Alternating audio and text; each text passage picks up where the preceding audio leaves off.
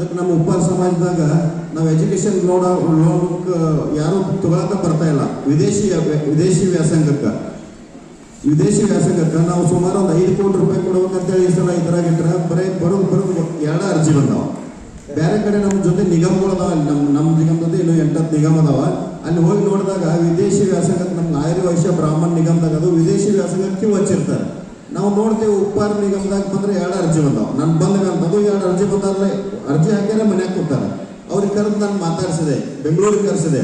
ಯಾಕಪ್ಪ ನೀವು 2 ವಿದೇಶಕ್ಕೆ ವ್ಯಾಸಂಗಕ್ಕೆ ಹೋಗಕ್ಕೆ ಅರ್ಜಿ ಹಾಕಿದ್ರೆ ನಿಮ್ಮ ಮಕ್ಕಳಿಗೆ ಅರ್ಜಿ ಬೇಕಾ ಬೇಡ ಅಂತ ಕೇಳಿದಾಗ ಇಲ್ಲ ನಾವು ತಗೋತೀವಿ, ನಮ್ಗೆ ಅದು ಗೊತ್ತಿದ್ದಿಲ್ಲ, ಏನೋ ಒಂದು ಆನ್ಲೈನ್ದಾಗ ನಾವು ಅಪ್ಲಿಕೇಶನ್ ಹಾಕಿಬಿಟ್ಟಿದ್ವಿ, ನೀವು ಕರೆಸಿದ್ರಿ ಅಂದ್ರೆ ಒಳ್ಳೇದಾಯ್ತು ಅಂತ ಹೇಳಿ ಅವರು ಸುಮಾರು ಅವ್ರಿಗಿಬ್ಬರಿಗೂ 10 ಲಕ್ಷ ಬಂದ ಮೇಲೆ ನಾವು ಎಜುಕೇಶನ್ ಲೋನನ್ನು ಕೊಟ್ಟಿದ್ದೀವಿ.